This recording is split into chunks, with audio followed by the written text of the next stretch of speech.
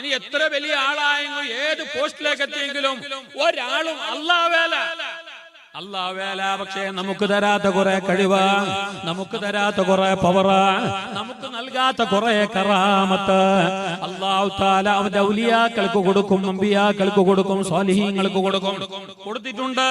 അത് ഖുർആനാണ്, അത് ഹദീസാണ്.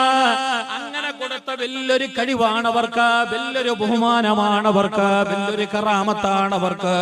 എന്തറിയുമോ, എല്ലാം കാണാനുള്ള കഴിവ് ഞങ്ങളവർ കാണോ. ബഗ്ദാദിൽ കിടക്കുന്ന മുഹ്യിദ്ദീൻ ശൈഖ് തങ്ങൾ ഞങ്ങളെ കാണോ. മദീന റൗളയുടെ പച്ചക്കുപ്പക്ക് താഴെ അന്തിയുറങ്ങുന്ന റസൂലുള്ളാഹ് ഞങ്ങളെ കാണുന്നു, ഞങ്ങളെ പ്രവർത്തനങ്ങളെ കാണുന്നു, ഞങ്ങളെ സലാത്തും സലാമും കേൾക്കുന്നു,